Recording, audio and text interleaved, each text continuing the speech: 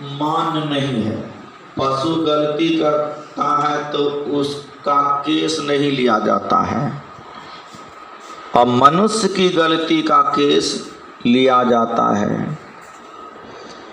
अब मनुष्य तब तक गलती करता रहता है जब तक उसको अपनी गलती का एहसास नहीं होता है। जब अपनी गलती का एहसास हो जाता है, ज्ञान हो जाता है, तब वह पछताता है। गलती का एहसास होने से उसको पछतावा होती है।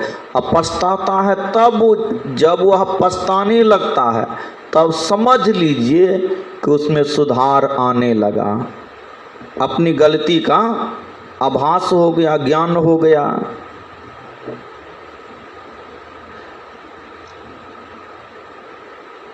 आप सभी रत्नाकर की कथा सुने ही हैं कि रत्नाकर एक बहुत बड़े डाकू थे, हत्यारा था। वो क्या करता था, गांव के बाहर कहीं सड़क पर, चौराहे पर छिप करके रहता था, और जो उस रास्ते से राही मुसाफिर जाते थे उसके संग में जो सामान है, वस्त्र है, आभूषण है, धन है, लूट लेता था, उसको मार देता था। ऐसा वो करते थे। उन्होंने बहुत हत्या की। उससे क्या करता था, धन को लूट करके अपने परिवार का भरण पोषण वो करता था। वो समझता ही नहीं था कि यह गलती है, यह पाप है। जब देव ऋषि नारद जी जाते हैं उसके पास, तो नारद जी को भी पकड़ लिया, बोला ये अपना बीना दे दीजिए हमको, आप भाग जाइए नहीं तो आपको भी मार देंगे। तो नारद जी उसको समझाने लगे, अरे हमरा बीना ले लेना ठीक है, किसी का जो को तुम छीनते हो, लूटते हो, उसकी हत्या करते हो, ये तो पाप है। वो पाप पहले समझता ही नहीं था, पाप किसको कहता है, पुण्य किसको कहता है।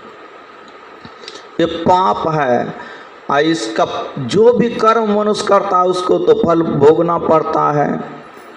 तो तू जो पाप करके अपने परिवार का भरण पोषण करता है, पिता को खिलाता है, माँ को खिलाता है, पत्नी को खिलाता है, पुत्र पुत्रियों को खिलाता है, तो क्या ये पाप का भागी बनेगा?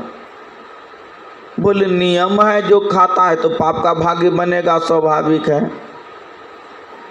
नारद जी कहते नहीं, जो कर्म करता है उसको उस पाप का फल भोगना होता है।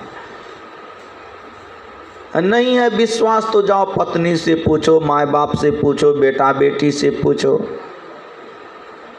तो रत्नाकर कहते हो इधर हमको पूछने के लिए भेज दीजिएगा, आप भाग जाइएगा। बोले नहीं भागेंगे, नहीं है विश्वास तो हमारा हाथ पैर बांध दो।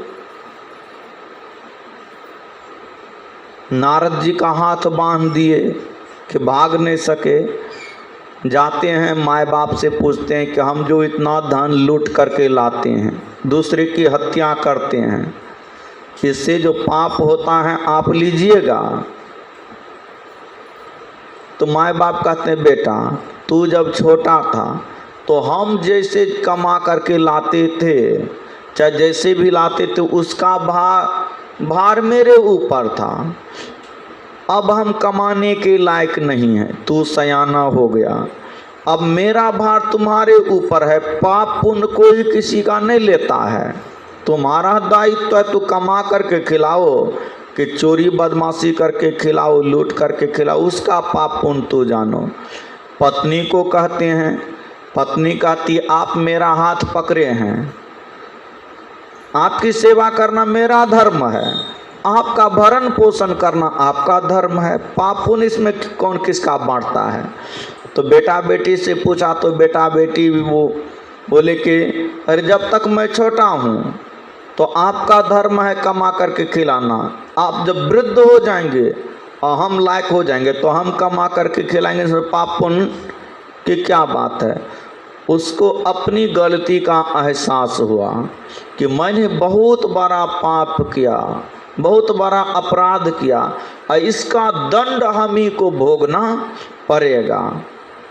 अब इससे उबरा कैसे जाए, अपनी कृति पर वो पछता रहे हैं, ग्लानि कर रहे हैं, ग्लानि कर रहे हैं मन ही मन। भागा नारद जी के पास, उपाय पूछते, चरण पर पहले हाथ पैर खोलते हैं, चरण पर गिर जाते हैं। पहले अपनी गलती का एहसास हुआ, पछताया, फिर अब सुधरने के लिए, अब सुधरने के मार्ग, अच्छाई बुराई का मार्ग, अब पछतावा जब हो गया तो समझिए बुराई का मार्ग उसका छूट गया। पहले गलती का एहसास, और गलती का एहसास के बाद पछतावा यदि आता है कि मैंने बहुत बड़ी गलती की कर दी है, मना ऐसा नहीं करना चाहिए, पछता रहा है भीतर ही भीतर, परमात्मा से प्रार्थना कर रहा है, प्रभु अब मेरा क्या हाल होगा, अब मेरा उद्धार करो, हमको शक्ति नहीं है। नारद जी के चरण पर गिरते हैं, चरण पर गिरते हैं तो वहाँ तो अब जीवन में उन्होंने पाप नहीं किया, क्योंकि उसको अपनी गलती का एहसास हुआ, पछतावा हुआ। तो नारद जी युक्ति बता दिए, भजन करो, उद्धार उसका हो गया।